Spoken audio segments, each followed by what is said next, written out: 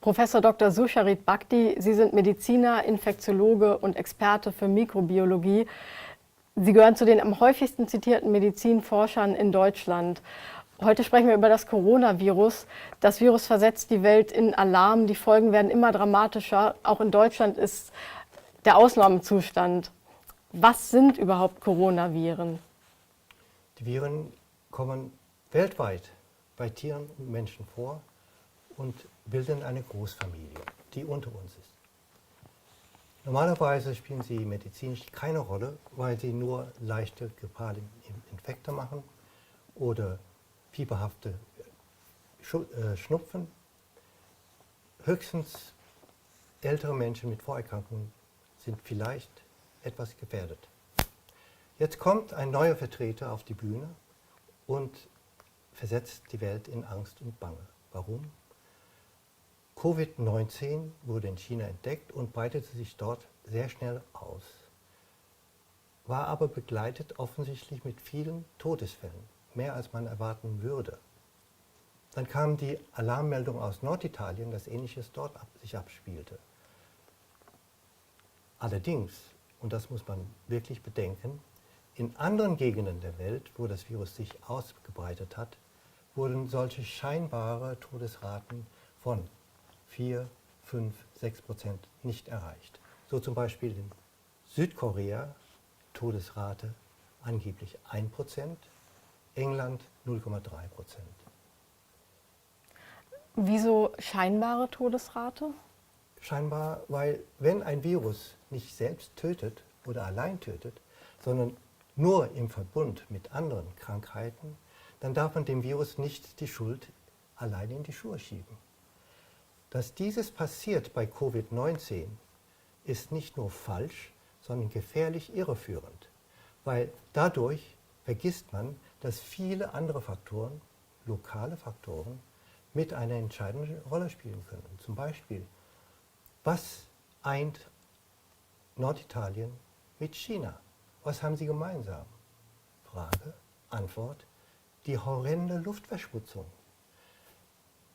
die höchste in der Welt ist. Italien ist eigentlich China Europas. Die Lungen der Menschen in diesen Gebieten sind ganz anders vorbelastet und erkrankt als unsere Lungen. Und wie sieht es nun in Deutschland aus? Auch hier hat sich ja das Virus sehr rasch verbreitet.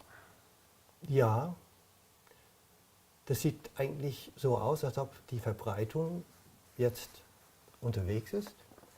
Und merkwürdigerweise gibt es uns etwas in die Hand, also Daten in die Hand, womit wir jetzt besser entscheiden können, was zu tun ist. Und das haben ja die Experten und Politiker auch getan oder tun sie gerade und rufen deswegen die höchste Alarmstufe aus. Ja, und das ist die eigentlich große Tragik an dieser Geschichte. Denn das, was beschlossen wurde, ist eigentlich sinnlos. Nämlich, ganz wichtige Fragen sind jetzt schon beantwortet. Die erste ist, tötet dieses Virus nur Gänsefüßchen? Ältere Menschen mit Vorerkrankungen, so wie die anderen normalen Coronaviren, oder auch junge Menschen? Und die Antwort ist völlig klar. Wir haben 10.000 Infektionen.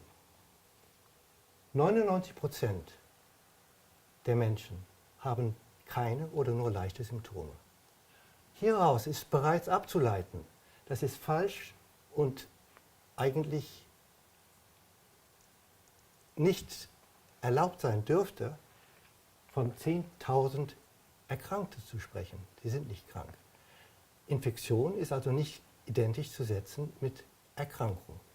Denn erkrankt sind lediglich etwa 50 bis 60 diese Menschen und 30 bis zum Tag gestorben. In 30 Tagen. Wir haben also eine Todesrate von ungefähr ein Covid-19-positiver Fall pro Tag bis jetzt. Das Horrorszenario ist, dass diese Zahl sich vielleicht verhundertfachen könnte. Dann hätten wir 1 Million Fälle und vielleicht 30.000 Tote in den nächsten 60 Tagen, also insgesamt 100 Tagen.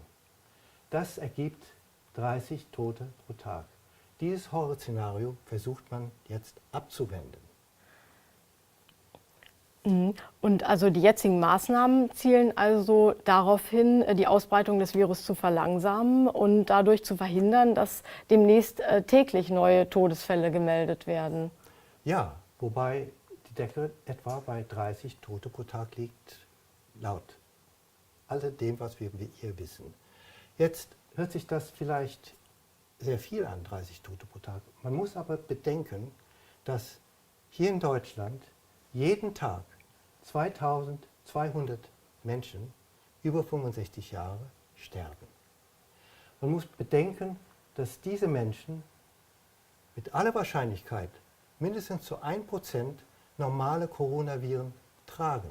Das wären 22 pro Tag.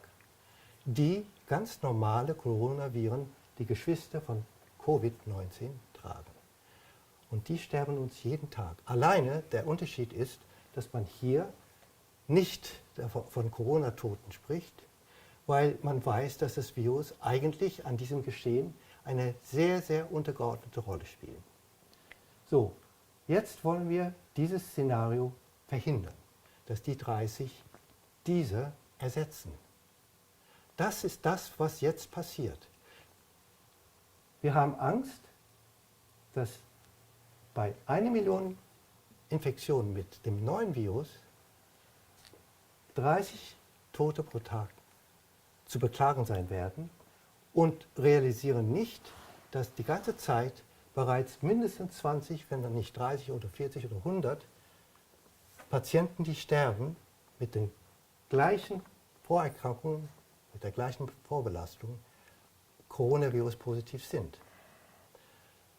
Und dafür werden jetzt horrende Maßnahmen ergriffen.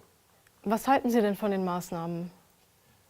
Ich finde sie grotesk, überbordend und direkt gefährlich.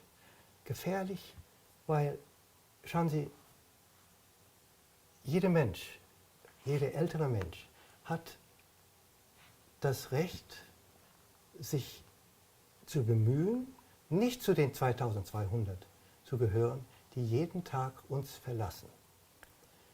Hierfür hat er seine Hobbys, betreibt Sport,